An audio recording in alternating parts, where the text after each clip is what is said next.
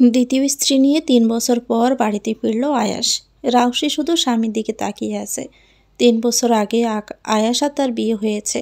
তবে আয়াস বিয়ের পর আর এক মুহূর্ত সেখানে না থেকে কোথাও চলে গিয়েছিল। শ্বশুরবাড়িতে একাই থাকতে হয়েছে রাউসির। পরে খোঁজখবর নিয়ে জানা যায় আয়াস জার্মানি চলে গেছে। এরপর কেটে যেতে থাকে অনেক দিন। শ্বশুরবাড়ির সকলেই রাউসিকে পছন্দ করত, শুধু আয়াস বাদে। ৩ বছরে একটিবারও রাউসির সাথে কথা বলার প্রসঙ্গও তোলেনি সে। আর রাউসি সব কিছুই হাসি মুখে মেনে নিয়েছে। এই যে আজ নিজের স্বামীর পাশে তার দ্বিতীয় স্ত্রীকে দেখে বুক ফেটে যাচ্ছে রাউসির। চোখে জল টলমল করছে। রাউসির শাশুড়ি আমেনা বেগম লজ্জায় মাথা নিচু করে রেখেছেন। ছেলের এমন কাণ্ডে রায়হান শিকদারও লজ্জিত ভীষণ। একবার রাউসির দিকে তাকাতে বুক ফেটে যাওয়ার উপক্রম তার। রাউসি তার বোনের মেয়ে। বছর ৩ আগে ছোট বোন রূপার কাছে তার ছেলের জন্য রাউসির হাত চেয়েছিলেন রায়হান সাহেব। প্রস্তাব পেয়ে খুশিতে আত্মহারা হয়েছিল যেন রাউসির মা। তবে মাহমুদ খান নারাজ ছিলেন এই বিষয়ে। স্ত্রীর কথায় তিনিও একটা সময় গিয়ে রাজি হন। মহা দুমদাম করে বিয়ে দিলেও সেদিনের আয়াসের ঘটনায় বেশ ক্ষিপ্ত মাহমুদ খান। রাউসি বাবাকে অনেক রিকোয়েস্ট করার পরে শান্ত হয়েছিলেন তিনি। রাউসিকে নিজ বাড়িতে থাকার কথা বললে রাউসি জোর করে শ্বশুরবাড়ি থাকার সিদ্ধান্ত নেয়।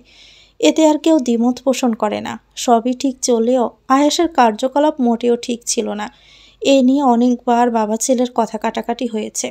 তবে এমন দিনও যে দেখতে হবে এটা মোটেও কারো কল্পনাই ছিল না। মা, আমাদের কি দরজার সামনে দাঁড় করিয়ে রাখবে, নাকি ভিতরে ঢুকাবে না? ছেলের কথা শুনে রায়হান সাহেব ছেলের নিকট গিয়ে জোরে একটি স্বর মেরে বসেন। আয়াস হতভম্ব হয়ে যায়, সাথে তার সদ্য দ্বিতীয় স্ত্রী অনিমাও যেন বরকে যায়। আয়াস হতভম্ব হয়েই বলে, আমায় মারলে কেন? কি করেছি আমি? রায়হান সাহেব চেঁচিয়ে বলেন, তুই এখনই বাড়ি থেকে বেরিয়ে যা, তোর মুখও দেখতে চাই না আমরা। রাউসি তৎক্ষণাৎ রায়হান সাহেবের কাছে গিয়ে বলে, মামা, এমনটা করো না, ওনাকে ভিতরে আসতে দাও, আমি একটু পর চলে যাব, প্লিজ কোনো সিক্রেট করো না। আয়াসের এমনিতেই মেজাজ চটে গিয়েছিল। রাউসির এমন কথা শুনে আরও বেশি রেগে যায়। কাছে এসে রাউসির গালে সর মেরে বসে আয়াস আর বলে, তোর জন্যই তো হয়েছে এসব কিছু, তোর জন্যই তো বাবা আমায় আর সর মারলো। তুই এখনই চলে যা এখান থেকে। আয়াসের কথা শুনে রায়হান সাহেব কিছু বলতে যাবে, তবে রাউসি বাধা দেয়। আয়াসের দিকে সলসল চোখে তাকিয়ে বলে, পছন্দ ছিল না ৩ বছর আগে, বিয়ের দিন না করে দিলেই তো পারতে আয়াস ভাই, এত কিছুর কোনো প্রয়োজন ছিল না। যাই হোক, আমি চলে যাচ্ছি, সুখে থেকো, তোমার নতুন জীবন সুন্দর হোক আয়াস ভাই। কথাটা বলে এক দৌড়ে নিজের রুমে চলে যায় রাউসি। রাউসির কথা শুনে কানে হাত দেয় অনিমা, যেন খুবই বিরক্তিকর ছিল। আয়াস রেগে আছে। আমেনা ছেলের কাছে এসে বলেন, এমনটা করার আগে একটাবার ভাবলি না রে? কি ভাববো?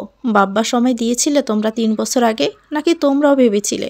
হুট করে বিয়ে দিয়েছিলে তোমরা সেদিন, আমার অমত থাকা সত্ত্বেও। এটার প্রায়শ্চিত্ত করলাম আমি। শরত, এমনিতেই আমি ক্লান্ত, রুমে যেতে দাও আমাদের। অনিমার হাত ধরে বাবা মাকে পাশ কাটিয়ে নিজের রুমে চলে যায় তারা।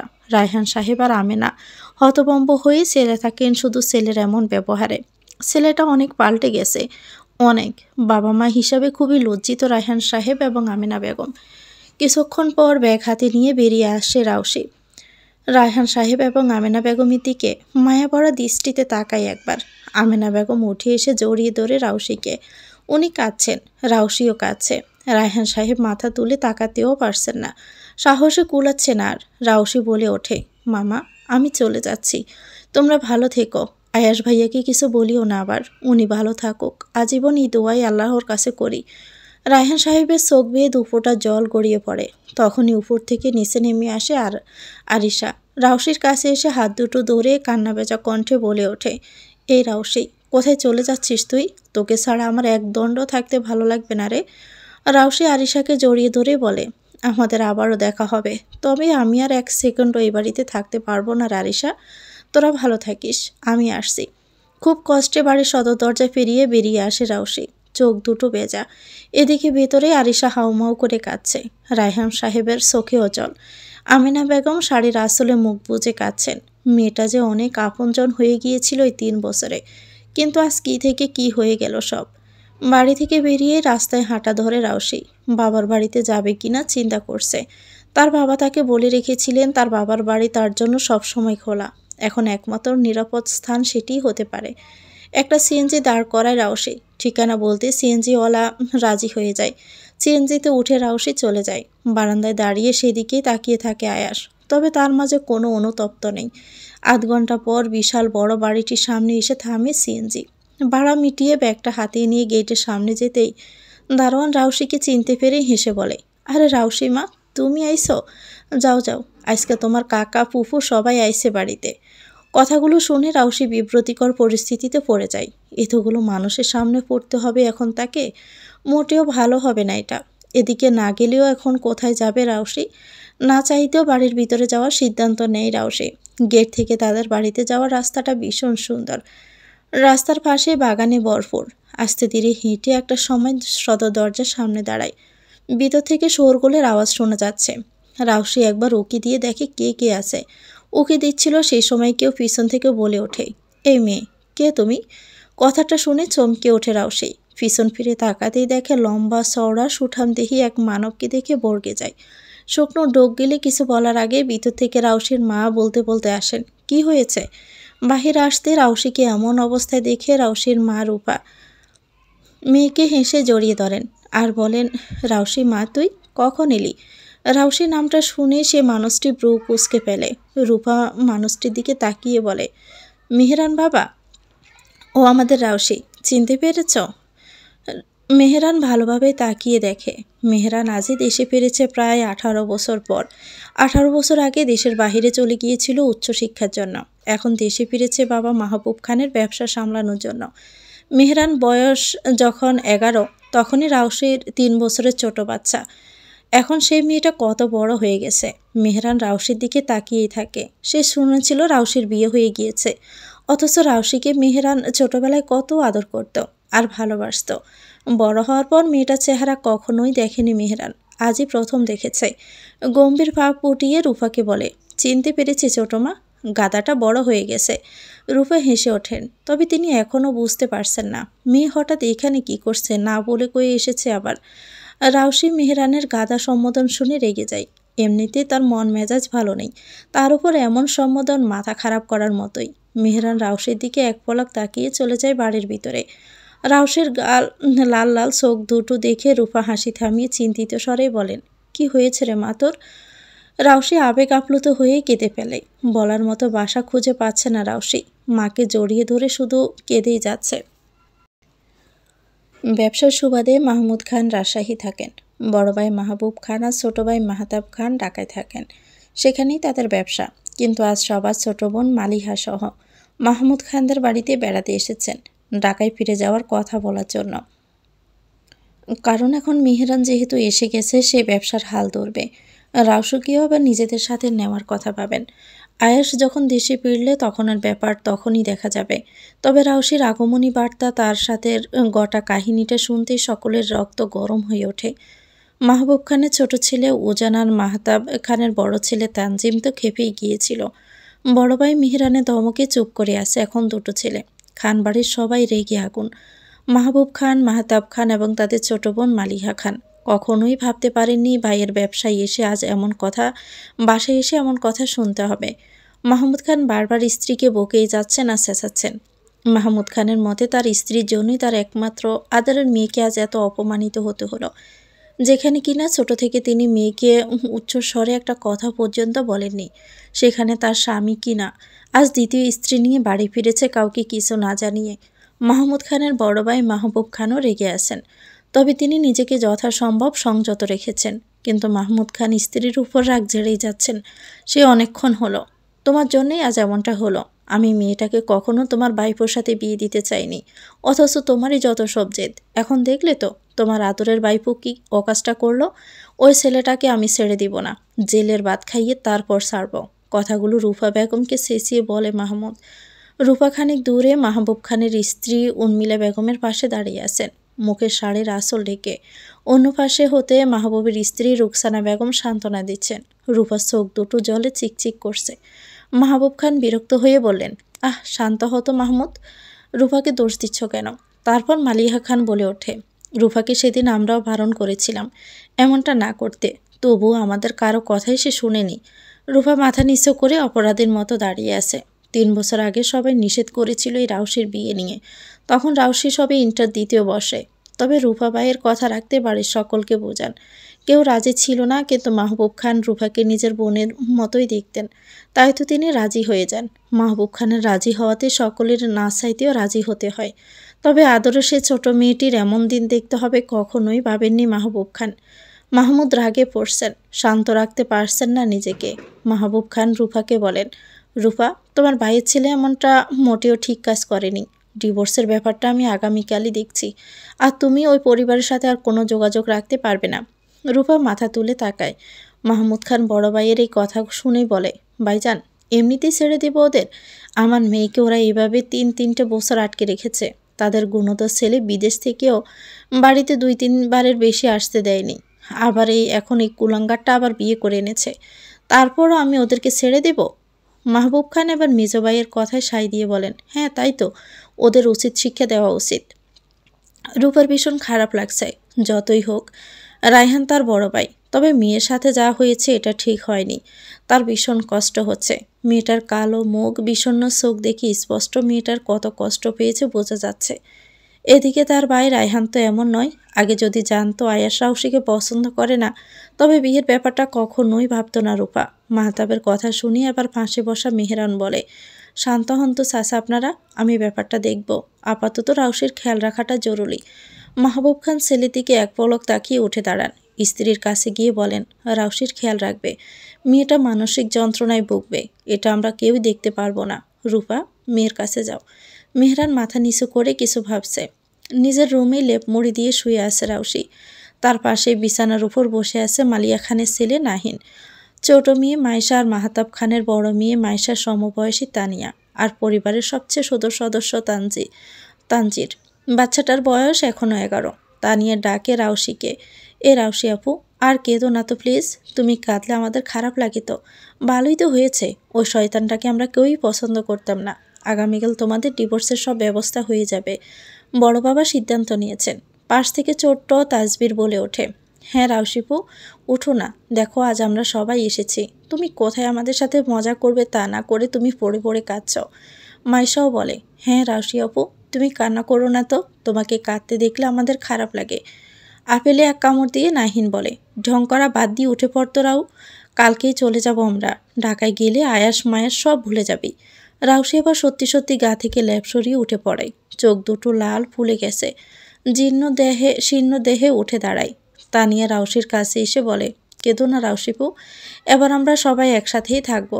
আগামীকাল দুপুরে এ শহর ছেড়ে চলে যাব। কথাটা শুনে তড়িৎ বিয়েকে তানিয়ার দিকে তাকায় রাউশি। বলে, কেন? জানি না আমি, বড় বাবা ঠিক করেছেন। মন সায় না দিলেও কম্পমান আওয়াজে শুধায় ও। রাউশির মামা রায়হানদের বাড়ি রাজশাহীতেই। ছোটবেলায় যখন এখানে এসেছিল, তারা রায়হানদের সাথে উঠা বসা বেশি হতো। প্রতিদিনে রায়হানদের বাড়িতে আসা যাওয়া চলতো তাদের। কিশোরী জীবনে পা রাখতে মামাতো ভাই আয়াসের প্রতি একটা অনুভূতি সৃষ্টি হয়। কৈশোর জীবনের আবেগ বলা চলে। তবে তাদেরকে যে বিয়ে হয়ে যাবে এটা কামিনকালও ভাবেনি রাউশি। খুশি ছিল, তবে সে আয়াসের গম্ভীর মুখ দেখে তখন না বুঝলো। বিয়ের পর যখন বিদেশ চলে যায় তখন বুঝতে পেরেছে তার সংসার না টিকে থাকার সম্ভাবনা খুব বেশি, যেটা 3 বছর পরে বুঝতে পারলো। তবুও রাউশি এই 3 বছর রায়হানদের বাড়িতে থেকে কাটিয়েছে। সেখান থেকে ভার্সিটি যাওয়া আসা করত। তবে পরিবেশটা যে পরিশেষটা এভাবেই হবে তারও জানা ছিল না। রাউশি কষ্ট পায়নি, কারণ সে জানে আয়াস তাকে কখনোই পছন্দ করতো না। তবুও আবেগ আপ্লুত হয়েই কান্না করছে। রাউশি ঠিক করে সুন্দর একটি জীবন গঠনের কথা। প্রথম অধ্যায় শেষ করে দ্বিতীয় অধ্যায় শুরু করার কঠোর প্রতিজ্ঞাবদ্ধ হয় সে মনে মনে। তবে এই নতুন জীবন শুরু করার আগে তাকে একটা গুরুত্বপূর্ণ কাজ সারতে হবে। তখনই রুমে প্রবেশ করেন মালিয়া খান।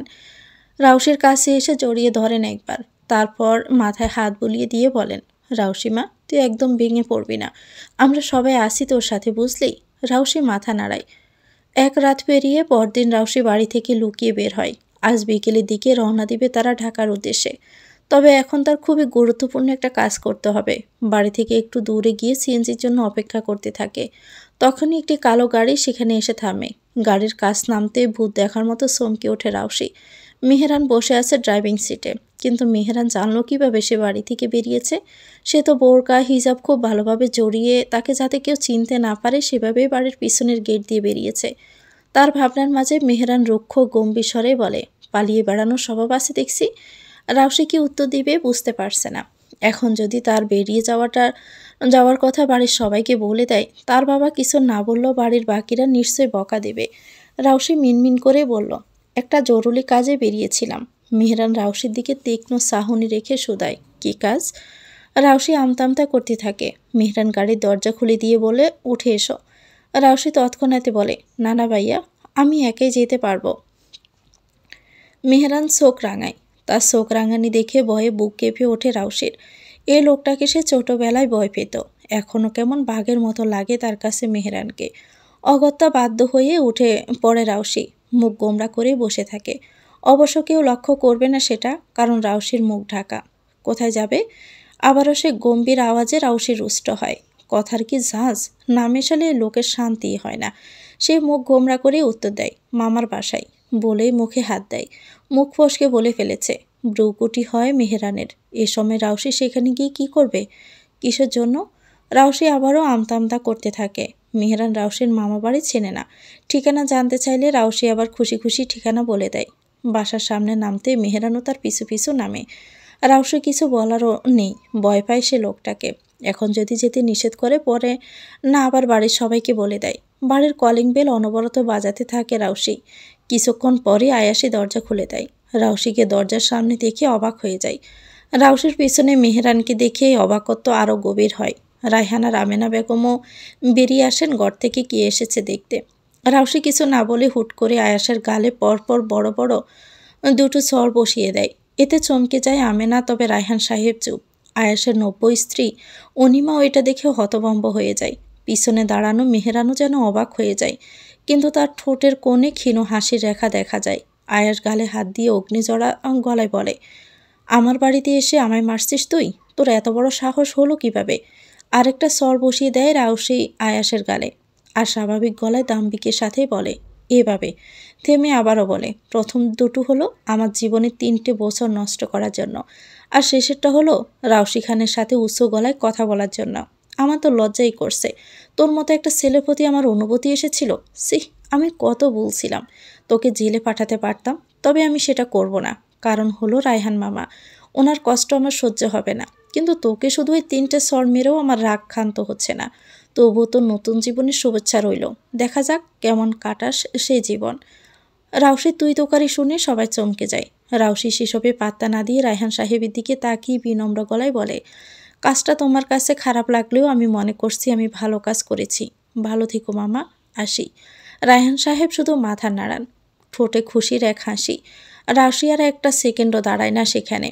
এমনকি রায়হান সাহেব আর আমেনা বেগমের সাথে কথা না বলে। সে জানে আমেনা বেগম ছেলের এমন কাণ্ডের সাথে পরোক্ষভাবে জড়িত।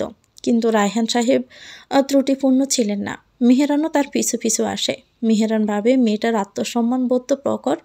এমনকি মেহরান নিজেও বুঝতে পারেনি রাউসি এমন একটা কাজ করবে। রাউসি গাড়িতে বসে পড়ে। নিকাপের আড়ালে প্রশান্তির হাসি। মেহরান নিজ সিটে এসে বসে গাড়ি স্টার্ট দেয়। রাউসি হুট করে অভয় ডর ভুলে গিয়ে খোশ মেজাজে বলে ফেলে, একটা ডিজে গান ছাড়ুন না ভাইয়া।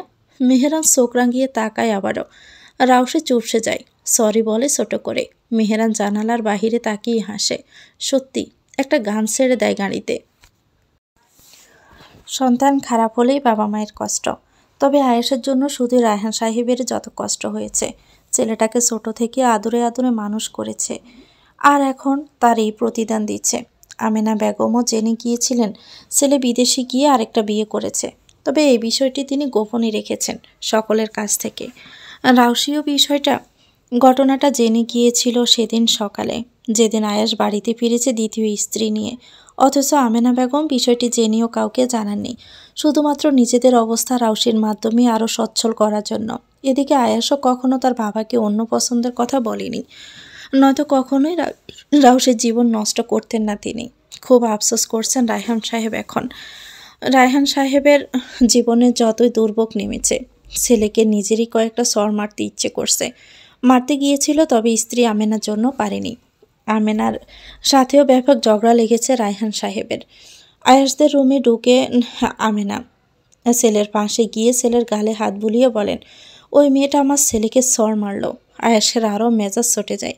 এমনিতেই নিজেকে শান্ত রাখার চেষ্টা করছিল, রাউসের কথা মনে করিয়ে দিতে আরও বেশি রেগে যায়।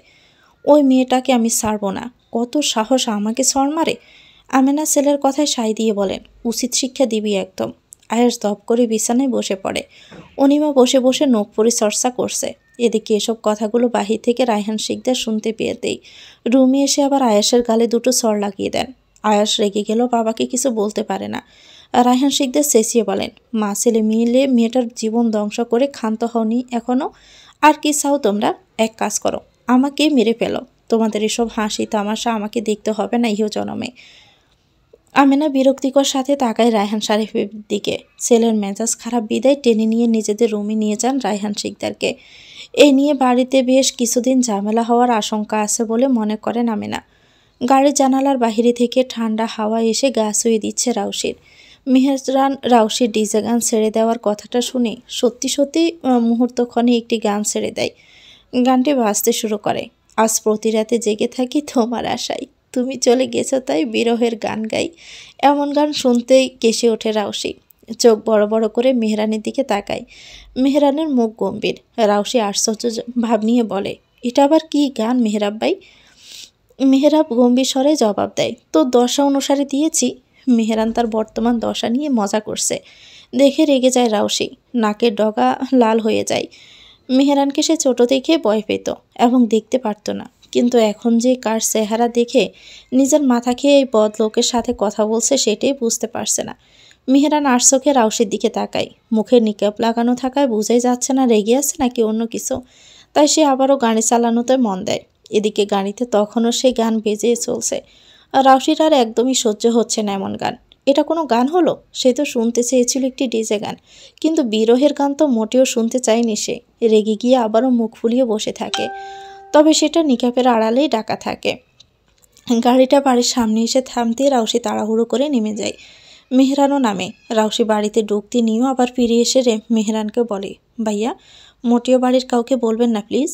মেহরান নিরুদ্বেগ কণ্ঠে সামনের দিকে দৃষ্টি রেখে বলে, আর যদি বলে দেই? নিজের ভয় আর জড়তা পাশ কাটিয়ে নিকাপের আড়ালে মুখ ভেঙছে বলে, তাহলে আপনি একটা বাদাইম্মা। কি বলতে না বলতে রাউসির বাড়ির পিছনের দিকে এক দৌড় দেয়। এখন তার যত তাড়াতাড়ি সম্ভব নিজের রুমে গিয়ে পৌঁছাতে হবে, চেক করেই হোক। সকলের নজর পেরিয়ে নিজের রুমে ঢুকতে ভাই বোন সবাইকে দেখে চমকে ওঠে রাউসি। বুকে হাত দিয়ে বলে, তোরা এখানে কি করছিস? ভয় পাইয়ে দিয়েছিলি। সবাই বিস্মিত কণ্ঠে একসাথে বলে ওঠে, মেহরান ভাইয়ের সাথে কোথায় গিয়েছিলি তুই? প্রশ্নটা এমনভাবে করছে যেন রাউসি কোনো এলিয়েনের সাথে এসেছে। রাউসি দরজা লাগিয়ে পিছন ফিরে নিকাবটা খুলে জবাব দেয়, একটা কাজে গিয়েছিলাম। আবারও সবাই একসাথে বলে, কী কাজ?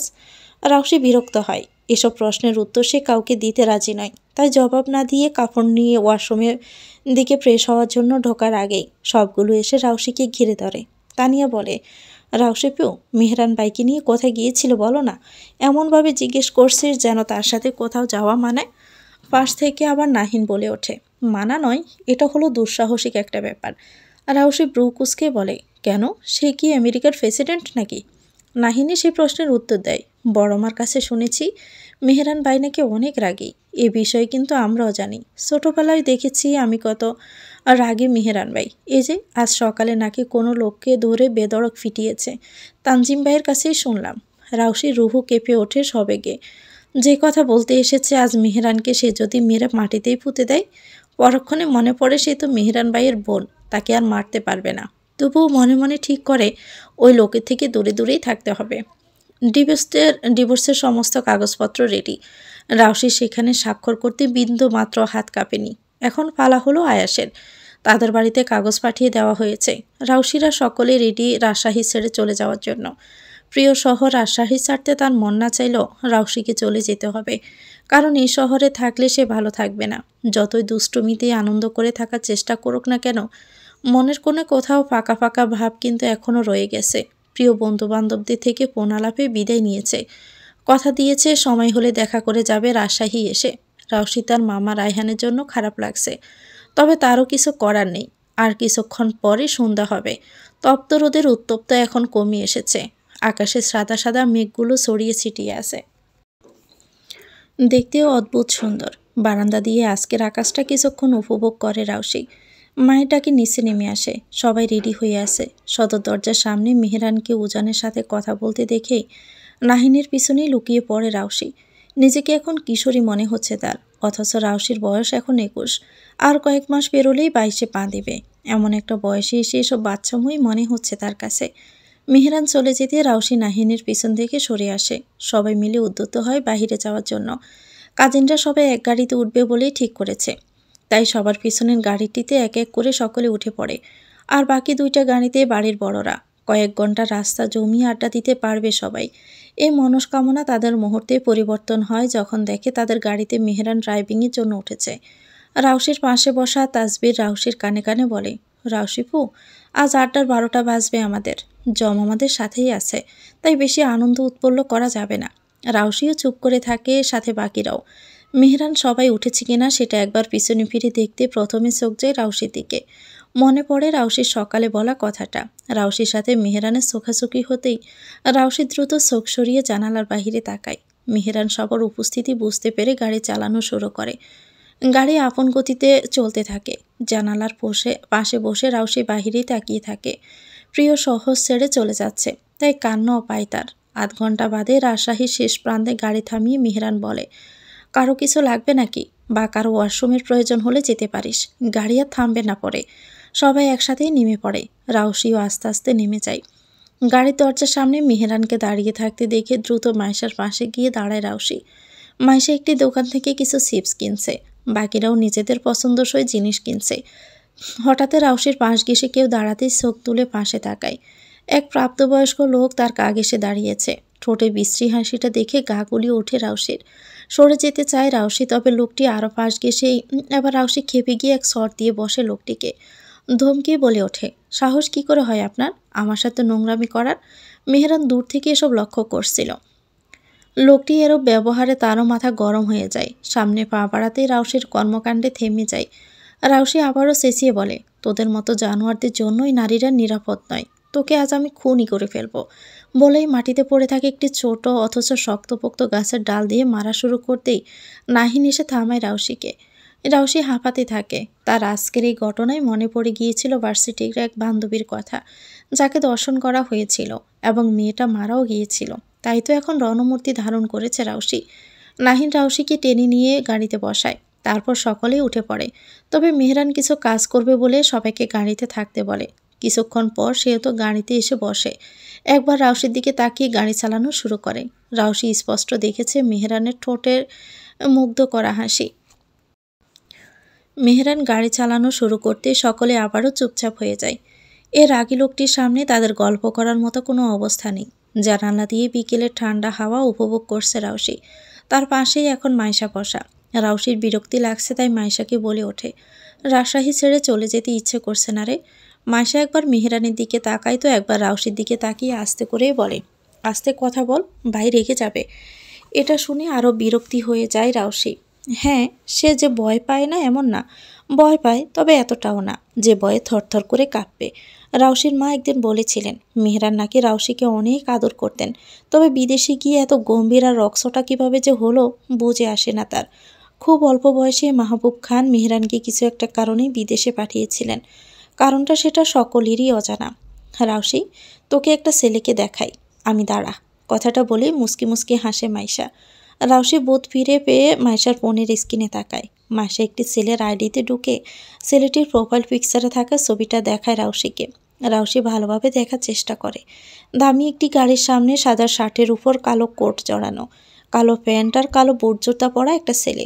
দেখতে বেশ সুদর্শন, কিন্তু মাইশা এই ছেলেকে তাকে দেখাচ্ছে কেন বুঝতেই পারল না রাউসি। মাইশার ঠোঁটে লজ্জার হাসি, চোখের চাহনিতে মুগ্ধতা। রাউসির আরেকটু কাজ ঘেঁষে বসে ঘোর লাগা কণ্ঠে বলে, হাই, এই লোকটা আমাদের ভার্সিটির ফিজিক্স ডিপার্টমেন্টের প্রফেসর নুজাইশ শাহ। ভাই, ছবিতে দেখতে বেশি সুন্দর নয়, তবে বাস্তবে আরও বেশি সুন্দর। তুই আমাদের ভার্সিটিতে ভর্তি হলে দেখতে পাবি, কারণ তুইও ফিজিক্স ডিপার্টমেন্টেরই। রাউসি বেশি আর পাত্তা দেয় না সেসবে। নামটাও শুনেছি কিনা সন্দেহ। মুখ ঘুরিয়ে আবারও জানালা দিয়ে বাহিরে তাকায়। রক্তিম আকাশে ঢলে পড়া সূর্যের মাঝ বরাবর পাখির নিড়ে ফেরা দৃশ্যটা তার মন নাড়িয়ে দেয়। গাছগাছালিগুলোও কালো লাগছে অন্ধকারে। অথচ আকাশে এখনও লাল আভা ছড়িয়ে আছে। রাউশির প্রকৃতির মাঝে হারিয়ে যেতে মন চাইছে।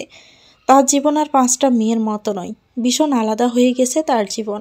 রাউশি ভাবে সে কি জীবন যুদ্ধের এক ধাপে হেরে গিয়েছে। আয়াসের কথা মনে ওঠে, মানুষটা তার 3টে বছর নষ্ট না করলেই পারত।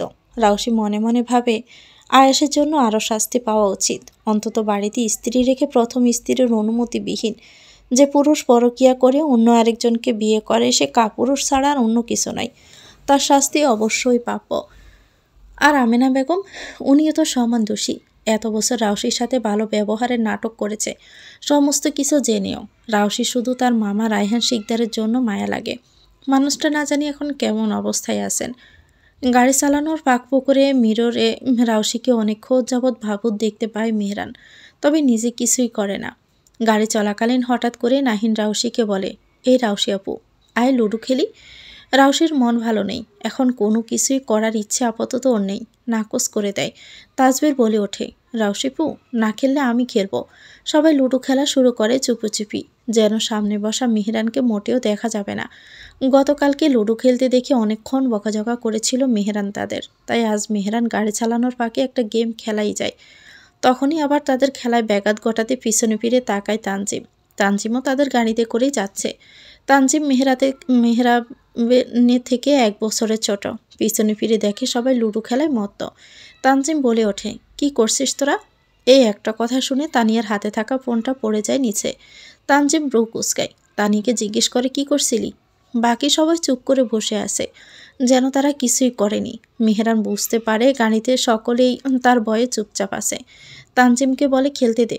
কথাটা শুনে রাউশিও এক পলক তাকায় মেহরানের দিকে। তানিয়া সহ সকলেই খুশি হয়। নিচ থেকে ফোনটা তুলে পুনরায় নিজেদের কাজে ব্যস্ত হয়ে পড়ে। এবার সবাই একটু একটু কথা বলতে বলতে কোলাহলময় হয়ে ওঠে গাড়িটা। এরই মাঝে তানজিম কিছু একটা মনে পড়ার মতো করেই বলে, রাউশি, তুই লোকটাকে কিভাবে মারলি? আমরা জাস্ট শকড হয়েছি তোর এই প্রতিবাদী রূপ দেখে। আগে তো এমন ছিলি না। সময়ের প্রয়োজনে এবং নিজের স্বার্থে এমন কঠোর এবং প্রতিবাদী হয়ে উঠতে হয় তানজিম ভাই। পরিস্থিতি যখন অস্বাভাবিক তখন নিজেকে ব্রুফিস্টে টিকিয়ে রাখার জন্য আত্মসম্মান, আত্মস্বীকৃতি এবং কঠোর হতে হয়। ম্লান হেসে কথাটি বলে রাউশি। সামনে বসা মেহরান খুব মনোযোগ দিয়ে শোনে কথাটি, এমনকি গাড়ির সবাই। মেহরান যেন খুব খুশি হয়। নিঃশব্দেই হালকা হাসে সকলের অগোচরে। গাড়ির সবাই হাততালি দিয়ে ওঠে খেলার মাঝেই, আর বাহবা দিতে থাকে রাউশিকে। নতুন জীবনের শুভেচ্ছাও জানায় তাকে। রাউশি তৃপ্তির হাসি দেয়। কিছুক্ষণ কেটে যায়। বাকিরা নিজেদের খেলায় ব্যস্ত হয়ে পড়লেও রাউশিও ক্লান্ত হয়ে গাড়িতেই ঘুমিয়ে যায়। রাউশির ঘুম ভাঙে তখন মাইশার ডাকে। মস্তিষ্ক সজাগ হতে প্রথমে চোখ যায় মেহরানের সুদর্শন মুখের দিকে। হালকা আলোতে দেখা যাচ্ছে মেহরানের মুখ। গাড়ির বাহিরে দাঁড়িয়ে আছে। ঘুম জড়ানো কণ্ঠে রাউশি জিজ্ঞেস করলো, পৌঁছে গেছি? মাইশা হ্যাঁ বলে আবার তাড়া দিতে থাকে। রাউশিও গাড়ি থেকে নামে। তানজিম এগিয়ে এসে বলে, রাউশি, বাড়িতে তোকে পুনরায় স্বাগতম। রাউশি হালকা হাসে। সকলের পিছু পিছু বিশাল বাড়ির সদর দরজা দিয়ে ঢোকে। অনেক বছর পর আসছে রাউশি এ বাড়িতে। বাড়িতে থাকা কাজের লোকগুলো ব্যাগপত্র নিয়ে যাচ্ছে তাদের। তাজবীরকে কোলে করে রুমে নিয়ে যাচ্ছে নাহির। তানিয়ার মাইশা রাউশির সাথেই হাসছে। মধ্যরাতে বাড়িতে এসে পৌঁছানোতে সকলেই বেশ ক্লান্ত, যে যার ঘরে চলে গেছে। বাড়ির বড়রা অনেক আগেই পৌঁছেছে। নাস্তা করার মতো কারোই ইচ্ছে নেই। রাউশিকে তার রুম দেখিয়ে দেয় তানজিম। রাউশি রুমে ঢুকতে অবাক হয়ে যায়। ভীষণ সুন্দর এই রুমটি। এবার থেকে তাকে এই রুমে থাকতে হবে ভেবে সে ভীষণ খুশি হলো। রাজশাহীতে থাকা তাদের বাড়িটির কথা মনে পড়ে যায়। সবচেয়ে বেশি মনে পড়ে যায় শিকদার বাড়ির কথা। বাড়িটি ছোট হলেও আর স্বামীর ভালোবাসা না পেলেও বেশ ভালোই ছিল সেই বাড়িটিতে। অন্তত তখন কঠিন সেই মুহূর্তের সাথে সাক্ষাৎ ছিল না। জীবন মুহূর্তের মাঝে বদলে যায়। রাউশি তার রুমে থাকা বারান্দায় গিয়ে দাঁড়িয়ে থাকে কিছুক্ষণ। আর একটু পরে ভোর হবে। রাউশির ক্লান্ত লাগছে, তাই সেও রুমে গিয়ে লাইট অফ করে ঘুমিয়ে পড়ে। ভেবে নেয় কাল সকালে সমস্ত গোছগাছ করে নেবে। আয়াস একটি বেসরকারি ভার্সিটিতে প্রফেসরের চাকরি পেয়েছিল, তবে আজ সকালে ভার্সিটিতে গিয়ে জানতে পারল যে সেই চাকরি থেকে তাকে বহিষ্কার করা হয়েছে। মুহূর্তে রেগে হিংস্র হয়ে ওঠে আয়াস। বুঝতে পারে এই কাজ কার। নিশ্চয়ই রাউশির বাবা চাচাদের। রাউশির বাবা চাচাদের ক্ষমতা অনেক, তাই বলে এমন করবে? আয়াস রেগে বাড়িতে চলে আসে।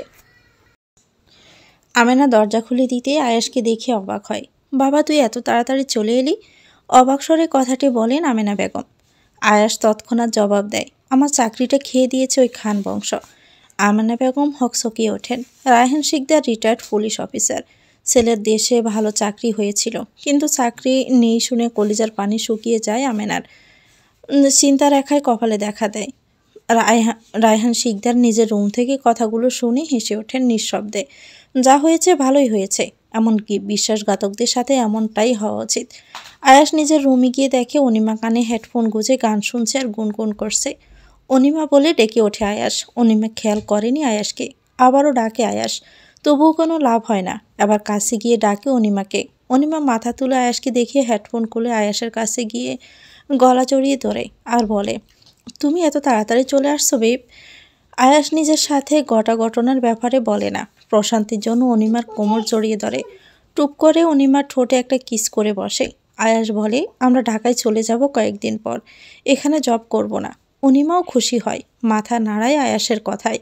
মুহূর্তের মাঝে দুজন মেতে ওঠে দুজনেতে, ভুলে যায় তাদের করা পাপ কর্মের কথা। রাউসির নতুন অধ্যায়ের 2 দিন কেটে গেছে ঘরে বসেই। এই 2 দিনে মাইশা নাহিনদের সাথে একই ভার্সিটিতে ভর্তি করা দেওয়া হয়েছে তাকে।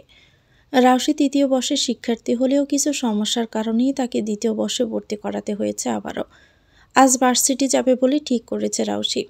রেডি হয়ে দরজা খুলে বেরোতেই তানিয়া নাহিনকে দরজার সামনে মূর্তির মতো দাঁড়িয়ে থাকতে দেখে হকচকিয়ে যায় রাউসি। এখানে দাঁড়িয়ে কি করছিস? নাহিন সবেগেই বলে, তোর অপেক্ষা করছিলাম, চল। নাহিন আর তানিয়া হাঁটা শুরু করে, পিছন পিছন রাউসিও। তানিয়া 1ম বর্ষে পড়লেও নাহিন অনার্স 3য় বর্ষে। নিচতে আসতেই রূপা বেগম তাদের নাস্তা করতে বললে 3জনেই মানা করে দেয়। বাহিরে আসতেই মেহেরানকে গাড়ির পাশে দাঁড়িয়ে এক হাত পকেটে গুজে আর অন্য হাতে মোবাইলে ঘাটাঘাটি করতে দেখা যায়। তারা যেতেই মাথা তুলে সামনে তাকায়। মেহেরানের এভাবে দাঁড়িয়ে থাকার কারণ হলো মেহেরান তাদের ভার্সিটিতে পৌঁছে দিবে নিজ উদ্যোগে। রাউসি চেয়েছিল শুধু তারা 3জন মিলেই রিকশায় চড়ে চলে যাবে, তবে এই লোকটার জন্য তা হবে না, এটা ভালোভাবেই বুঝতে পারল রাউসি। একবার আর্টসোকে তাকিয়ে গাড়িতে উঠে বসে পেছনের সিটে। নাহিন সামনের সিটে বসতে নিতেই মেহেরান গম্ভীরভাবেই বলে, রাউসি তুই এখানে এসে বস। সহজ সরল এমন উক্তি শুনে রাউসি ব্রুকুটি করে নেয়। নাহিন থেমে যায়। এদিকে তানিও মেহেরানের দিকে তাকিয়ে আসে কেমন করে। সাথে নাহিনের ভোলাবালা দৃষ্টি তো কথাই নেই। রাউসিও বিনা বাক্যে বেয়ে সামনে গিয়ে বসে পড়ে মেহেরানের পাশে। অন্যদের মতো ন্যাকামিও সে করে না। সবাই নিজ নিজ জায়গায় বসতে গাড়ি চলতে স্টার্ট দেয় মেহেরান। সবাই চুপ করে আসে। এই নিস্তব্ধতা মেহেরানি ভঙ্গ করে সবার উদ্দেশ্যে বলে, নাহিন তানিয়া তোরা দুজনই রাউসিকে দেখে রাখিস। তানিয়া হালকা আওয়াজে বলে, ভাইয়া তুমি যেভাবে বলছো রাউসিফু যেন কোনো বাচ্চা একটা মেয়ে। মেহেরানের কথাটা পছন্দ হয় না।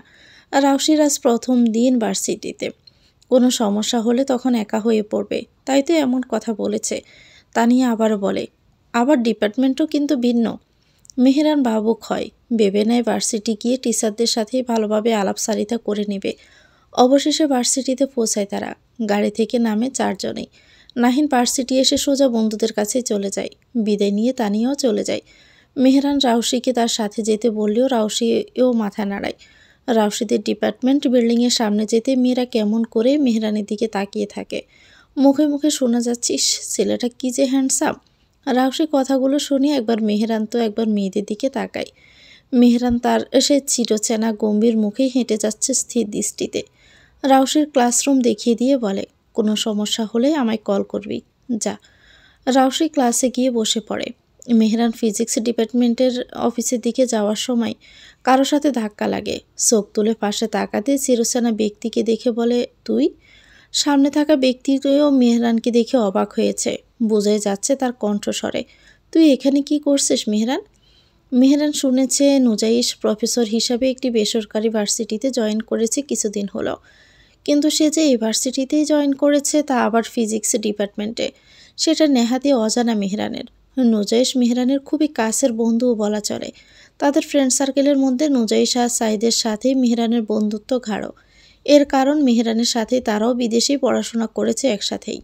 তবে নুজাইশ কয়েক মাস আগে দেশে ফিরলেও মেহেরানের কিছু জরুরি প্রয়োজনে দেশে ফিরতে দেরি হয়। মেহেরান আর সাইদ একসাথেই দেশে ফিরেছে। বিদেশে থাকাকালীন বেশ কয়েকজন বাঙালির সাথে বন্ধুত্ব খুবই প্রগাঢ় হয়েছিল মেহেরানের। তবে নুজাইশের সাথে তার ছোট থেকে বন্ধুত্ব। ফ্যামিলি বন্ডিংও ভালো বলাই চলে। নুজাইশ এই প্রফেশন বেছে নিতে চেয়েছিল, তার বাবা মাও তাকে আর বাধা দেয়নি। নয়তো নুজাইশের বাবা নওয়াজ শাহ একজন এমপি, সেখানে নুজাইশ একজন বেসরকারি ভার্সিটির সহকারী অধ্যাপক। ব্যাপারটা কেমন হলেও বাস্তব। তুই কি এই ফিজিক্স ডিপার্টমেন্টের? হ্যাঁ, কিন্তু তুই এখানে কি করছিস? নাকি আবার ভার্সিটি পড়ার স্বাদ জেগেছে মনে? দেশে ফিরতে একটা পার্টিও দিলি না শালা। বাকি কথাটা গিলে নেয় আশেপাশের পরিস্থিতি বুঝে। সে তো ভুলেই গিয়েছিল এখন সে তারই ডিপার্টমেন্টের ৫৬ বেস ক্লাসের সামনে। নুজাইশের কথা শুনে বিরক্ত হয় মেহরান, বলে বাজে কথা বাদ দে। আমার চাচাতো বোন রাউশি এ ভার্সিটিতে ভর্তি হয়েছে, পারলে ভার্সিটি থাকাকালীন ওর কোনো সমস্যা হলে কাইন্ডলি নিজের বোন ভেবে হেল্প করবি। মেহরানের একটু কাছে আসে নুজাইশ, আস্তে করে দুষ্টুমি করে বলে, বোন না ভেবে অন্য কিছু ভেবে করা যায় না? তৎক্ষণাৎই নুজাইশের দিকে তাকায় মেহরান। মেহরানের এমন চাহনি দেখে নুজাইশ হেসে ফেলে। মেহরান কিছু না বলে হুট করেই চলে যায়। নুজাইশ ডাকে, তবে থামে না। নুজাইশ জিজ্ঞেস করতে চেয়েছে তার চাচাতো বোন কে। নুজাইশ তো চেনেই না, কাকে আন্দাজে সাহায্য করবে সে। কিন্তু মেহরান তো চলেই গেল, এটা ভেবে নিচের ঠোঁট কামড়ে ধরে নুজাইশ। তখনই আওয়াজ শুনে পাশে তাকাতেই দেখে ক্লাসের মেয়েগুলো তার দিকে কোনো জোরে তাকিয়ে আছে। চোখ দিয়ে যেন গিলে খাওয়ার প্রবণতা বেশি তাদের। নুজাইশ ক্লাসে ঢুকতেই সবাই খুবই ভদ্রভাবে সালাম জানায় নুজাইশকে। মেয়েগুলো শুধু তার দিকেই তাকিয়ে আছে হা করে। এক একজন পার্সে তো চোখ দিয়েই নুজাইশকে গিলে খাচ্ছে। এতে অবশ্য নুজাইশ পাত্তা দেয় না, সে ঠিক মতোই ক্লাস নিয়ে চলে যায়। নতুন ক্লাসে আসতেই একটা বান্ধবী জোটে যায় রাউশের। মেয়েটার নাম রুনা। রুনা ভীষণ চটপটে, দুষ্ট, মিষ্টি স্বভাবের। রাউশির কেমন যেন ভালো লাগলো মেয়েটাকে। মেয়েটি রাউশিকে তার বন্ধুত্বের সাথে পরিচয় করিয়ে দেয়। এতে রাউশির আরও কয়েকজন বন্ধু মিলে, যাদের নাম হাসিব, মিলি, শ্রুতি, নাইম আর সর্বশেষে রুনা। রাউশি প্রথম ক্লাস শেষে লাইব্রেরিতে যেতে চায়, বাকিরাও সহমত প্রকাশ করে। সবার সাথে বেশ ভালোই বন্ধুত্ব হয়েছে একদিনেই। লাইব্রেরিতে তখন কেউ ছিল না, শুধু রাউশিরাই ছিল। তবে তাদের খেয়াল ছিল না তারা বাদে আরও একজন আছে লাইব্রেরিতে। রাউশি বুক সেলফ থেকে পা উঁচু করে পছন্দসই একটি বই নিতে গিয়ে বইটি ওপাশে পড়ে যায়, আর একদম গিয়ে পড়ে নুজাহিসের মাথায়। নুজাহিসের সেকেন্ড পিরিয়ডে ক্লাস একটা, সেটাও সবার শেষে, তাই তো লাইব্রেরিতে আসে বই পড়তে। তবে হুট করে মাথার উপর বই পড়তে হকচকিয়ে ওঠে, সাথে ব্যথায় শব্দও করে ওঠে। তৎক্ষণাৎই ফিজিক্সের নিউটনের ৩টি সূত্রাবলী তড়িৎ বেগে মাথায় নাড়াচাড়া দিয়ে ওঠে তার। সাথে এটাও মনে হতে থাকে নিউটনের মাথায় আপেল পড়েছিল, আর তার মাথায় কি পড়েছে দেখার জন্য পাশে তাকাতেই মোটা একটি বই দেখে ব্রু কিঞ্চিত কুঁচকে ফেলে। আবার রেগেও যায় ভীষণ, নিশ্চয়ই কেউ ইচ্ছে করে করেছে। এটা ভেবে হেঁটে ওপাশে এসে দেখে রাউশি কেমন চোরাচোখে সেদিকে তাকিয়ে আছে। রাউশি নুজাহিসকে দেখে চমকে ওঠে। নুজাইশ রাউশিক উপর নিচ দেখতে থাকে। গলায় ঝোলানো আইডি কার্ডে নাম দেখে মৌরিন খান লেখা। রাউশির সার্টিফিকেটে মৌরিন খান দেওয়া। তবে বাড়ির সবাই, এমনকি পুরো জাতির কাছে সে যেন রাউশি নামেই পরিচিত। তবে নুজাহিসের ভাবনায় মৌরিন নামটাই স্থান পায়। নুজাহিস বুঝতে পারে মেয়েটা দ্বিতীয় বর্ষের শিক্ষার্থী, কিন্তু আগে কখনো দেখেনি নুজাহিসেকে। কিন্তু আজ ৩ মাস হলো ইউনিভার্সিটিতে সহকারী অধ্যাপক হিসাবে জয়েন করেছে। তবে সেই মেয়েটিকে দেখেনি এখনও। মেয়েটির আপাত মস্তক দেখতে ভীষণ মিষ্টি হলেও চোখের চাহনি বাড়ি কঠিন বলে মনে হলো নুজাইশের। নিজের ইমেজ ধরে রাখতে এবং অ্যাটিটিউড দেখাতেই বলে, হাউ ডেয়ার ইউ, আমার মাথায় বই ফেলে দেওয়ার কারণ কি? শিক্ষককে সম্মান দিতে জানো না? কথাটা একটু জোরে সোরে বলায় ওপাশে থাকে রুনারাও শুনতে পায়। তাড়াতাড়ি চলে আসে এদিকে।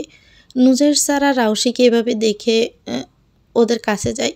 রাউশি মাথা নিচু করে ভদ্রতার সাথে জবাব দেয়, ক্ষমা করবেন স্যার, আমি আপনাকে দেখতে পাইনি।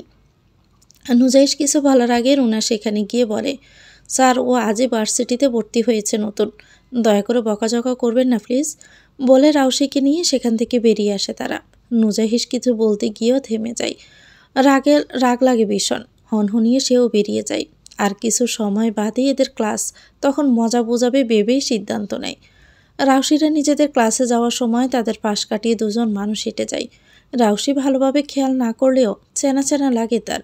পিছনে ফিরে ভালোভাবে তাকাতেই চমকে যায় সে। সাথে তীর তীর করে রাগও বাড়তে থাকে তার।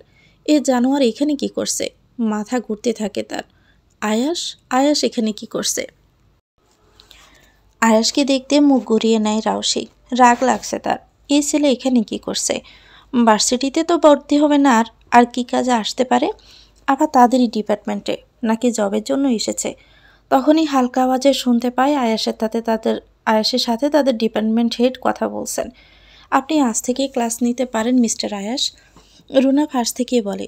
এই থেমে গেলে যে? পেছনে একবার তাকিয়ে আবারও বলে, ইনি মনে হয় নতুন লেকচারার, আজই এসেছেন। ডিপার্টমেন্ট হেড গতকালই বলে রেখেছিলেন। রাউসি আবার কিছুটা চিন্তিত হয়ে পড়ে। শেষমেশ কিনা তারই ভার্সিটি ডিপার্টমেন্টে কিভাবে সহ্য করবে ওই জানোয়ারকে? ভাবতেই গায়ে কাটা দিয়ে উঠছে রাউসির। রুনা টেনে নিয়ে যায় রাউসিকে। ক্লাসে এসে সবাই মিলে গল্প করতে থাকে। রুনা জিজ্ঞেস করে, সকালে তোমার সাথে একটা হ্যান্ডসাম ছেলে দেখলাম, সে কি তোমার বয়ফ্রেন্ড? রুনা যে মেহরানের কথা বলছে এটা রাউসি বুঝে যায়। চটজলদি রুনার ধারণা পাল্টে দিয়ে বলে, কিসের বয়ফ্রেন্ড? আমার কাজিন ভাই সে। রুনার চোখ চকচক করে ওঠে। পাশে বসা মিলি খুশি হয়ে বলে, আরে ছেলেটা তো একদম জোশ, আমার দারুণ লেগেছে, সিটিং করিয়ে দিও যেহেতু তোমার কাজিন। চোখ ছোট ছোট করে মিলিকে দেখে রাউসি। মিলি রাউসিকে দেখে দাঁত কেলিয়ে হাসে। রাউসি বলে, মেহরান ভাই অনেক রাগী। রুনা বলে, হোক রাগী, ভালোবাসায় শান্ত বানিয়ে ফেলবো। কথাটা শুনে বাকিরাও হেসে ওঠে। ক্লাসে এখনও স্যার আসেনি, তাই এত গল্প করছে সবাই। এই রুনা, তুই এত লুচু কেন রে? কথাটা হাসিব বলে ওঠে। হাসিবের কথা শুনে রুনা তেলে বেগুনে জ্বলে ওঠে। হাসিব, নাইম আরও একটি ছেলে, যার নাম ইউসিফ, সে রুনাদেরই পাশের সিঁড়িতে তাদের বরাবর বেঞ্চে বসে। রুনা হাসিবের টুল টেনে দেয়। হাসিব চেঁচিয়ে বলে ওঠে, ছাড় আমাকে। কি করছিস তুই? চুল ছাড় বলছি। ছাড়বো না, তোর চুল ছেড়ে এগুলো দিয়ে মালা বানাবো। হাসিবের পাশে বসা নাইম বলে, চুল দিয়ে মালা কিভাবে বানায় রুনা? আগে হাসিবের মাথার চুলগুলো ছেড়ে নেই, তারপর তোর পালা। বাকিরা হাসছে। রাউসি ভাবনায় মত্ত। আয়াস কি তাদের ক্লাসও নিবে? রুনা যেহেতু বলছে লেকচারার, তাহলে নিতেও পারে। রাউসির এসব ভাবনার মাঝে ক্লাস গম্ভীর হয়ে উপস্থিত হয় নুজাইশ। সবাই উঠে সালাম দিয়ে দাঁড়ায়। রাউসিরা শেষের এক বেঞ্চের আগে বসেছে। তারা উঠে দাঁড়ায়। নুজাইশ সালামের উত্তর দিয়ে সবাইকে বসতে বলে। কথা মতো সকলেই বসে পড়ে। নুজাইশ একটি চ্যাপ্টার পড়ানো শুরু করে। পিছনে রুনা আর হাসিব ঝগড়া করছিল শান্ত স্বরে, তবে সেটা নুজাইশ শুনে ফেলে। সামনে তাকিয়ে রাউসির দিকে আগে চোখ যায়। রুনাকে না দাঁড় করিয়ে সে রাউসিকে উদ্দেশ্য করে দাঁড়াতে বলে। রাউসি থতমত খেয়ে যায়। কোনো কথা না বলে সে দাঁড়িয়ে যায়। কথা বলছো কেন ক্লাসে? রাউসি যথেষ্ট বুদ্ধিমান, দোষটা তার নয়, তবুও তার নামে অভিযোগ উঠেছে। তাও সে মাথা নিচু করে ভদ্রভাবে উত্তর দেয়, ক্ষমা করবেন স্যার, এমনটা আর হবে না। নুজাইশ আবার কিছুটা চমকিত হয়, ভাবটা প্রকাশ করে না। মেয়েটার ব্যবহার আর কথাটা শুনে নিজেও মুগ্ধ হয়। আবার মেয়েটাকে ভালোভাবে খেয়াল করে নুজাইশ। দেখতে কিছুটা হলিউড অভিনেত্রী ডাকোটা ফার্নিংয়ের মতো, তবে চোখের মনি ঘন কালো। নুজাইশ আর কিছু বলতে না পেরে বসতে বলে। রাউসিও বসে পড়ে। নুজাইশ আবারও নিজ কাজে মনোযোগ দেয়। বোঝানোর পর এবার সে প্রশ্ন করে সবার উদ্দেশ্যে, এনি কোশ্চেন এনিওয়ান? একটি মেয়ে তালগাছের মতো দাঁড়িয়ে বলে, স্যার। নুজাইশ মেয়েটির দিকে তাকাতেই মেয়েটি আবারও বলে, নো কোশ্চেন স্যার। ক্লাসের সবাই হেসে ওঠে। রাউসিও হেসে ওঠে। সেই মেয়েটি আবারও বলে, আমি তো শুধু আপনাকে দেখছিলাম। সবাই আবারও হাসে। কয়েকজন তো উত্তেজনার ঠেলায় হাততালিও দিয়ে ওঠে। নুজাইশ রেগে যায়, ধমকে ওঠে মেয়েটিকে। মেয়েটি নুজাইশ স্যারের ধমক খেয়ে বসে পড়ে। নুজাইশ হাত ঘড়িতে টাইম দেখে নেয়। আর 1 মিনিট বাকি আছে এই ক্লাসের। তখনই ডিপার্টমেন্ট হেড ক্লাসের দরজার সামনে আসে। নুজাইশে থেকে অনুমতি চায় আসার জন্য। ক্লাসে তিনি আসেন। পিছন পিছন আয়াসও উপস্থিত হয়। এতক্ষণ এসবের দিকে খেয়াল না থাকলেও ডিপার্টমেন্ট হেড কবির স্যার যখনই বলেন, ইনি আপনাদের নিউ লেকচারার, তখনই চোখ বড় বড় করে মাথা তুলে সামনে তাকায় আর আয়াসকে দাঁড়িয়ে থাকতে দেখে। আয়াসকে হাসি মুখে সালাম জানায় সবাই। আয়াসও সালামের উত্তর দেয়। এরই মাঝে তার চোখ পেছনের বেঞ্চের স্টুডেন্টের দিকে যেতেই চোখ ছানা বড়া হয়ে যায় রাউসিকে দেখে। আয়াস রাউসির দিকেই তাকিয়ে থাকে। এই ভার্সিটিটা শহরের নামকরা একটি বেসরকারি বিশ্ববিদ্যালয়। খুবই কষ্টে এখানে লেকচারার পদ পেয়েছে। এখন যদি আবার এখান থেকে পরিবার তার পিছনে লাগে, তাহলে বাছাই মুশকিল হয়ে যাবে আয়াসদের। আয়াস এতক্ষণ রাউসির দিকে তাকিয়েছিল। পাশে থাকা কবির স্যার কয়েকবার আয়াসকে ডাকতেই আয়াস অদ্ভুত ফিরে পায়। কবির স্যারের দিকে ফিরে তাকাতেই কবির স্যার হেসে বলেন, আপনি যদি চান এখনই এই ব্যাচে এক্সট্রা একটা ক্লাস নিতে পারেন। আয়াস চটজলদি বলে, না স্যার, আগামীকালকে, আজ একটু ক্লান্ত আমি। কবির স্যারও মাথা নাড়ায়। দুজনেই চলে যায়। তবে আয়াস যাওয়ার আগেও রাউসির দিকে একবার তাকিয়ে চলে যায়। আয়াসের এমন চাউনি রাউসির মোটেও সহ্য হচ্ছিল না। আয়াস যেতেই হাঁপ ছেড়ে যেন বাসে। রাউসি মোটামুটি একটা কঠিন সিদ্ধান্ত নিয়ে ফেলে এই আয়াসকে নিয়ে। এবার সে আয়াসকে আচ্ছা মতো শিক্ষা দিবে এই ভার্সিটিতেই। অবসন্ন বিকেল, পক্ষী কলতানে আশপাশ মুখরিত। ছাদে পাতানো দোলনায় বসে দোল খাচ্ছে রাউসি। তার মন ভালো নেই, দিনগুলো কেমন নীরব লাগে। বাড়িতে এত এত মানুষ থাকতেও নিজেকে একা মনে হয় তার। কি যেন একটা নেই, এই অনুভূতি বড্ড পীড়া দেয় তাকে।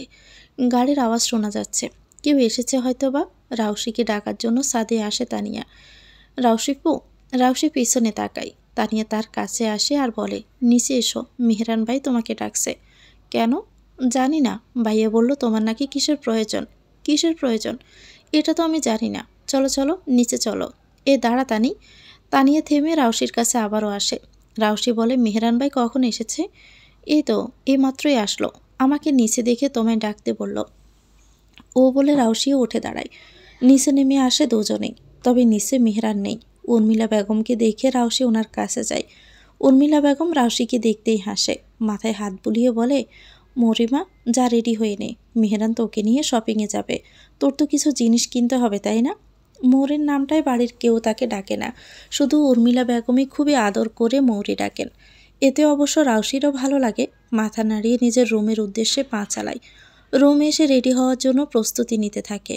তানিয়াও তার পিছু পিছু এসেছে। রাউসি দ্রুত ড্রেস বের করে তানিয়াকে বলে, কোনটা ভালো হবে তানি? তোমাকে লাল ড্রেসে সুন্দর লাগে, এই লাল জামাটাই পরো। অদ্ভুত হলেও রাউসির লাল রং ভীষণ পছন্দের। লাল আর হলুদ। রাউসির মতে লাল আর হলুদ রং একে অপরের জামাই বউ। এটা সে ছোট থেকে ভেবে আসছে। এমনকি লাল রঙের সাথে সে কখনোই অন্য রং সহ্য করতে পারে না বললেই চলে। রাউসিও লাল ড্রেসটা নিয়ে ওয়াশরুমে ঢুকে পড়ে। কিছুক্ষণ পরে বেরিয়ে আসে লাল সালোয়ার কামিজ, ওড়নাটাও লাল। দেখতে ভীষণ সুন্দর লাগছে রাউসিকে। রাউসির চুলগুলো বেশ লম্বা নয়, গাঢ় সমান হতে আরেকটু লম্বা। চুলগুলো ঝুটি করে নেয়। তানিয়া রাউসির কাছে এসে বলে, আপু তোমাকে ভীষণ সুন্দর লাগছে। রাউসি হালকা হাসে। তানিয়া সহ দুজনেই বেরিয়ে যায় রুম থেকে। রূপা বেগম মকাজ করেছিলেন মেয়েকে দেখে চমৎকার হাসেন। কাছে গিয়ে গালে হাত রেখেই বললেন, মাশাল্লাহ, আমার মেয়েটাকে খুব সুন্দর লাগছে, কারণ নজর না লাগুক। এখন যা, মেহরান বাহিরে তোর জন্য অপেক্ষা করছে। রাউসিও বাহিরে বেরিয়ে আসে। মেহরান কালো শার্ট আর প্যান্ট পরেছিল। রাউসি কাছে যেতে ফোন নিয়ে ব্যস্ত থাকা মেহরান চোখ তুলে সামনে তাকায়। রাউসিকে আসতে দেখে কিছুক্ষণ চেয়ে থাকে। রাউসির মাঝে কোনো জড়তা নেই, নেই কোনো ভয়। বাড়ির সব ছেলেমেয়েগুলো যখন মেহরানকে বেশ ভয় পায়, সেখানে রাউসি খুবই শান্ত। মেহরানের মন হঠাৎ করে বলে ওঠে, মেয়েটাকে আজ একটু বেশি সুন্দর লাগছে। চোখ জোরে মুগ্ধতার মাত্রা বেড়ে যায় মেহরানের। রাউসি কাছে আসতে মিষ্টি সুঘ্রাণ নাকে এসে লাগে মেহরানের। নিমিষে তার খিটখিটে মেজাজটা শান্ত হয়ে যায়। গড়ে চলে যায়নি মেহরান। রাউসি থেকে চোখ ফিরিয়ে গাড়ির দরজা নিজেই খুলে দেয়। রাউসি তার পাশ দিয়ে গাড়িতে উঠে বসে। রাউসির চুল থেকে সুমিষ্ট ঘ্রাণ বেরোতেই মেহরানের খুব করে মন চেয়ে উঠল রাউসির চুলে একবার নাক ডুবাতে। পরক্ষণে নিজের ভাবনাকে ঠেলে দিয়ে নিজেও গাড়িতে উঠে বসল। সিট বেল্ট লাগিয়ে একবার রাউসির দিকে তাকায়। রাউসি সিট বেল্টটা লাগিয়ে ভদ্রভাবে বসে আছে। মেহরানের অনুভূতিটা আজ অন্যরকম সুন্দর বলে মনে হচ্ছে। তার যেন রাউসিকে খুব করে একবার বলতে ইচ্ছে করছে, রাউসি, লাল রঙে তোকে খুব ভালো মানায়। এমন অনুভূতি খুবই নতুন মনে হয় মেহরানের কাছে। রাউসি অন্য দিনের তুলনায় আলাদা। মেয়েটার এই দিকটা যেন নজর কাড়া মেহরানের কাছে। সামনে তাকিয়ে গাড়ি স্টার্ট দেয়। মেহরান রাউসিকে বলে, কেমন লাগলো ভার্সিটির প্রথম দিন? রাউসি আয়াসের কথায় মেহরানকে বলবে কি না ভাবছিল, তবে সেটা না বলে উত্তর দেয়, ভালোই কেটেছে ভাইয়া। যদি বন্ধুবান্ধব হয়ে থাকে আজ, তাহলে তারা ব্যতীত অন্য ছেলেদের থেকে দূরে থাকবেই। আর ছেলে বন্ধুদের সাথে এত মিশবিও না। রাউসি মেহরানের দিকে তাকায়। মেহরানের কথাটা বোধগম্য হলেও উদ্দেশ্য বোধগম্য হলো না। খুব ছোট করে মেহরানি আবার বলে, আজ এই মুহূর্ত থেকে হয়তো কেউ একজন সহ্য করতে পারবে না। মেহরানের আস্তে করে বলা কথাটা রাউসি শুনতে পেল কি পেল না সেটা বোঝা গেল না, কারণ সে তো ব্যস্ত জানালার বাহিরের দৃশ্য দেখতে। মেহরান রাউসির দিকে একবার আর চোখে তাকায়। মেয়েটাকে কেমন উদাসীন বলে মনে হচ্ছে তার কাছে। মেহরান গলা জেড়েই বলে, তোর কি মন খারাপ রাউসি? রাউসি মেহরানির দিকে ফিরে তাকিয়ে বলে, এমনটা নয় ভাইয়া। তাহলে এভাবে চুপচাপ কেন বসে আছিস? ওদিন তো খুব ঝরঝরা ছিলি। ঝরঝরা শব্দটা মানে বুঝতে পারল না রাউসি। বোকা চাহনিতে তাকিয়ে রইল মেহরানের দিকে। মেহরান আর চোখে একবার দেখে রাউশিকে, সেও কিছু বলে না। আর মেহরানের ফোন বেজে ওঠে। বাম হাতে সেটা নিয়ে দেখে তার পিয়ে রোজি কল করেছে। এই মেয়েকে মেহরানের একদমই অপছন্দ, কিন্তু অপছন্দ হলেও চাকরি থেকে বের করে দিতে পারছে না, কারণ মেয়েটিকে মাহবুব খান ছেলের জন্য হায়ার করেছেন। মেহরান কল রিসিভ করে না। পরপর 2 বার কল আসে, তবুও যখন মেহরান রিসিভ করছিল না তখন পাশ থেকে রাউশি বলে, আপনাকে কেউ কল করছে ভাইয়া, রিসিভ করছেন না যে? জরুরি কোনো কাজের নয় তাই? গম্ভীর আওয়াজে এমন জবাব শুনে রাউশি মুখ ঘুরিয়ে সোজা হয়ে বসে। এই লোকের কি আবার রাগ উঠে গেল নাকি ভাবতে থাকে। মাঝে মাঝে এমন গম্ভীর আর রুক্ষ আওয়াজে শুনলে রাউশির রুহুটা কিছুটা হলেও যেন কেঁপে ওঠে। 8 ঘন্টা পর শপিং মলের সামনে পৌঁছে যায় তারা। রাউশি গাড়ি থেকে নেমে যায়। মেহরান গাড়ি পার্কিং করে আসছি বলে গাড়ি নিয়ে পার্কিং লটে যায়। রাউশি একটু সাইডে দাঁড়িয়ে থাকে। রাউশির কাছে আজ লোক সমাগম একটু বেশি বলে মনে হচ্ছে। এই যে সাইডে দাঁড়িয়ে আছে, তাও আশপাশ দিয়ে অনেক মানুষ আসা যাওয়া করছে। মেহরানকে শার্টের হাতা গুটিয়ে গুটিয়ে আসতে দেখে রাউশি মনে বলে ওঠে, লোকটাকে আজ সুপুরুষ লাগছে কালো শার্টে। মেহরান রাউশির সামনে আসতে চল বলে। মেহরান আগে হাসছে, রাউশি তার পিছু পিছু। মলে ঢুকতে মানুষের ভিড় দেখে রাউশি কপাল কুঁচকে নেয়। মেহরান হাসছে, তবে আবার রাউশির পাশে। হঠাৎই রাউশি তার বাম হাতে কারো স্পর্শ পায়। বাম হাতের দিকে তাকাতে দেখে মেহরান তার বাম হাত দিয়ে এক হাতে পিছন দিয়ে রাউশিকে জড়িয়ে ধরেছে। চোখ বড় বড় মেহরানের দিকে তাকায় রাউশি। মেহরান নির্বিকার ভঙ্গিতে হেঁটে যাচ্ছে, সাথে রাউশিও হাসছে। আর রাউশি ভাবতে থাকে, মেহরান ভাই কেন তাকে এভাবে ধরেছে? মেহরান ভাই কি তাহলে তাকে পছন্দ করে? এসব ভাবতে চোখ কপালে ওঠার জোগাড় রাউশির। রাউশি মেহরানের হাতটা ছাড়ানোর ব্যর্থ চেষ্টা করে, তবে ছাড়াতে পারে না। মেহরান গম্ভীর আওয়াজেই বলে, লোকের ধাক্কা খেতে না চাইলে চুপচাপ হেঁটে যা। রাউশি আবার বুঝে যায় মেহরান তাকে পেছন থেকে কেন এক হাতে জড়িয়ে ধরেছে। এদিকে রাউশি কিনা কি ভেবেছিল এসব ভাবতেই নিজেই লজ্জায় পড়ে যায়। চুপচাপে হাঁটতে থাকে। রাউশি জামা চুজ করার সময় মেহরান ফোনে কারোর সাথে কথা বলছিল। মেহরান রাউশির কাছে এসে বলে, তুই চুজ করতে থাক, আমি একটু কথা বলে আসি, একটু পরেই আসবো, কোথাও যাবি না কিন্তু একদম। কথাটা বলেই মেহরান চলে যায়। রাউশি নিজের মন মতো জামা কাপড় দেখতে থাকে। তখনই তার থেকে একটু দূরে একটি ছেলে আর মেয়েকে ঝগড়া করতে শুনে। সেদিকে তাকিয়ে দেখে ছেলেটা আর কেউ নয়, বরং নুজাইর স্যার। তবে নুজাইর স্যারের সাথে মেয়েটা কে সেটা বুঝতে পারে না রাউশি। রাউশি ভাবে নুজাইশের গার্লফ্রেন্ড হবে হয়তোবা, কিন্তু এরা বড় মানুষের সামনে এভাবে ঝগড়া করছে কেন? নুজাইশ তার বড় বোন নুসফারের সাথে শপিংয়ে এসেছিল। নুসফার নুজাইশের সম্পর্ক সাপের নেউলে হলেও আজ বাধ্য হয়ে তাদের দুজনের একসাথে শপিং করতে আসতে হলো। এর কারণ হলো নুসফারকে 2 দিন পর দেখতে আসবে। নুসফারের কিছু জিনিস কেনার প্রয়োজন ছিল, আর তাই সেটা তার মা নাজমা বেগমকে বললে তিনি তার বাইকে নিয়ে যেতে বলেন। নুজাইশ নিজ যেতে না চাইলেও মায়ের ধমকে রাজি হয়ে যায়। নুজাইশ মা ভক্ত, মাকে অনেক ভয় পায় সে, তাই মায়ের কথাতেই জগরুটের সাথে আসতে হলো।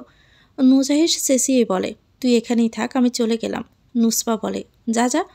নুজাইশ রেগে চলে যাওয়ার জন্য পিছনে ফিরে তাকাতেই মৌরিনকে তাদের দিকে তাকিয়ে থাকতে দেখে যেন ভূত দেখার মতো চমকে ওঠে। নুজাইশ আজ সকালেই মৌরিনকে ভালোভাবে দেখার পর হতেই এখানে সেখানে যেন মেয়েটাকে দেখতে পাচ্ছে। মোটেও ভালো থাকতে পারছে না নুজাইশ। নুজাইশ এটা তার ব্রহ্ম বলেই মনে করে মৌরিনের সামনে গিয়ে বলে, তোমার সাহস কত মৌরিন, তুমি আবারও আমাকে তাড়া করছো? রাউশি হতভম্ব হয়ে যায়। এ লোক বলেটা কি, আবার মৌরিন বলে ডাকছে কেন? নুজাইশ নিজের মাথার চুল হাত দিয়ে টেনে ধরে। আশেপাশের মানুষজন কেমন করে যেন তাকিয়ে থাকে তাদের দিকে। নুজাইশ বলে ওঠে, দেখো মৌরিন, এটা কিন্তু ঠিক নয়। আমি তোমার টিচার স্টুডেন্টের মাঝে। বাকি কথাটা যেন বলতে পারে না, গলা দিয়ে আসছে না কথাটা। রাউশি আবার নিজেকে সামলে বলে, স্যার আপনি কি ঠিক আছেন? এবার নুজাইশ ভালোভাবে দেখে এটা সত্যিকারেরই মৌরিন। এবার সে নুজাইশ যেন আকাশ থেকে পড়ে। এতক্ষণ এই মেয়ের সামনে কি পাগলামিটাই না করলো ভাবতে লাগলো। ইস, লজ্জা পেলেও ক্ষণিক বাদেই নিজেকে সামলে নিয়ে বলে, oh I am sorry Maureen, it's just a prank. কথাটা বলে নুজাইশ আবার নিজেই হাসতে থাকে। লজ্জা যে তার মাথা কাটা যাচ্ছে এটা মোটেও বুঝতে দেওয়া যাবে না। নুজাইশ আবারও বলে, তা তুমি এখানে একা কি করছো? শপিং করতে এসেছো? ও করো করো। নুজাইশ ভাবছে এখান থেকে কেটে পড়লেই সে বাসে। আর নুজাইশ মৌরিনী থেকে বিদায় নিয়ে বড় বড় পা ফেলে চলে যায়। রাউশি নুজাইশের যাওয়া দেখে। সে তো নুজাইশের এমন আচরণে চমকেই গিয়েছে। আসলে কি প্র্যাঙ্ক নাকি অন্য কিছু ভাবতে থাকে। টিচার কি কখনো শিক্ষার্থীর সাথে এমন প্র্যাঙ্ক করে কি না জানা নেই রাউশির। তখনই ভিতরে আসে মেহরান। রাউশির কাছে এসে ব্যস্ত আওয়াজে বলে, আর ইউ ডাউন রাউশি? রাউশি নিজের হাতের দিকে তাকায়। শুধুমাত্র একটা ড্রেস হাতে নিয়ে দাঁড়িয়ে আছে। মেহরান রাউশির চোখ অনুসরণ করে সেদিকে তাকাতে বুঝে যায় যে রাউশির এখনও হয়নি। তাই এবার সে নিজে রাউশির জন্য ড্রেস পছন্দ করতে শুরু করে আর রাউশিকে তার পিছু পিছু আসতে বলে। রাউশি শুধু অবাক চোখে মেহরানকেই দেখে যাচ্ছে। মানুষটা চয়েস সেন্স খুবই ভালো। সব কিছু কেনা শেষ হলে মেহরান শপিং ব্যাগগুলো নিজেই হাতে তুলে নেয়। রাউশিকে জিজ্ঞেস করে, আর কিছু বাকি আছে তোর? রাউশি দুদিকে মাথা নাড়ায়, আর কিছু বাকি নেই। হাঁটার সময় রাউশি হোঁচট খেয়ে পড়ে যেতে নিলে মেহরান রাউশির বাম হাত ধরে ফেলে। বলে, আস্তে হাঁট আর দেখে শুনে হাঁটাচলা কর। চোখ কোথায় রেখে হাঁটিস তুই? রাউশি তো ভালোভাবেই হেঁটে যাচ্ছিল। মাঝে মধ্যে এমন হওয়াটা স্বাভাবিক। মেহরান পার্কিং লটে গিয়ে গাড়িটা নিয়ে আসে। রাউশি গাড়িতে বসে পড়ে। মেহরান গাড়ি স্টার্ট দিবে তখনই কেউ একজন আবার তাকে কল করে। মেহরান ফোন বের করে ফোনের স্ক্রিনে চোখ দিতে রেগে যায়। রোজি আবারও কল করেছে। কল রিসিভ করে রুষ্ট আওয়াজে জিজ্ঞেস করে, তোমার সমস্যা কি? রোজি ওপাশ থেকে বলে, স্যার আমি আপনার গাড়ির পিছনে দাঁড়িয়ে আছি। আসলে আজ রাতে আপনার ঢাকার বাইরে যাওয়ার কথা ছিল। আগামীকাল খুবই গুরুত্বপূর্ণ মিটিং আছে আপনার, কিন্তু আপনি আমার কলই তো রিসিভ করছেন না। ফোন কানে নিয়ে একবার পিছনে তাকায় মেহরান। সত্যি রোজি পিছনে দাঁড়িয়ে আছে। এই মেয়ে জানলো কিভাবে মেহরান শপিং মলে? নাকি বাবা বলেছে? মেহরান তার বাবাকে পরে দেখে নিবে ভেবে নেয় মেহরান। আগে রোজির একটা বিহিত করতে হবে। রোজি মেহরানের সিটের জানালার কাছে আসে। মেহরান কাজ নামিয়ে ঝাঁঝালো গলায় বলে ওঠে, কি? রোজি একবার রাউশির দিকে তাকায়। মেয়েটাকে সে চেনে না, তবে রোজির যেন হুট করে মেজাজ খারাপ হয়। স্যার আপনার তো আজ ঢাকার বাইরে যাওয়ার কথা ছিল, কিন্তু আপনি ওনার সাথে কি করছেন? মেহরান চোখ মুখ শক্ত করে বলে, তার কৈফিয়ত কি তোমায় দিব আমি? মিটিং ক্যান্সেল করো, আমি যাব না। রাউশি শুধু ড্যাব ড্যাব করে তাকিয়ে আছে। এই মেয়েটাকে সে চেনে না, তবে মেয়েটার পোশাক আশাক খুবই মডার্ন। মেয়েটি আবারও রাউশির দিকে তাকিয়ে প্রশ্ন করে, কিন্তু স্যার এটা করলে তো আমাদের কোম্পানিরই ক্ষতি হবে। আপনার এভাবে যার তার সাথে সময় কাটানো উচিত নয়। আপনার বাবা জানতে পারলে কিন্তু রেগে যাবেন। রাউশির চোখ জোড়া ছোট ছোট হয়ে যায়। মেহরান আবার প্রচণ্ড রকম রেগে যায় বুঝি। দমকে বলে, আমি কি আমার বাবাকে ভয় পাই? Answer me. ভয় পাই? চলে যাও তো এখান থেকে। ধমক খেয়ে আবার কিছুটা দমে যায় রোজি। মেহরান রাগে শ্বাস নিচ্ছে ঘন ঘন। রাউশির দিকে একবার তাকিয়ে রোজের দিকে রক্ত চক্ষু নিক্ষেপ করে একটু এগিয়ে নিয়ে বলে, ওকে নিয়ে যার তার শব্দটা উচ্চারণ করা মোটেও ঠিক হয়নি তোমার। মেহরান খানের অতি প্রিয় কিছুকে এভাবে অপমান করার শাস্তি তোমাকে পেতেই হবে রোজি। বিদায়। তো ভিউয়ার্স, গল্পটির নাম হচ্ছে মেহেরজান। লিখেছেন সোহা। এটা গল্পের প্রথম অংশ। পরবর্তী অংশ পেতে চ্যানেলটিকে সাবস্ক্রাইব করে আমাদের সাথে থাকবেন। ভিডিও ভালো লাগলে একটি লাইক দিয়ে দিবেন, কমেন্ট করে জানাবেন কেমন লেগেছে। আল্লাহ হাফেজ। আসসালামু আলাইকুম।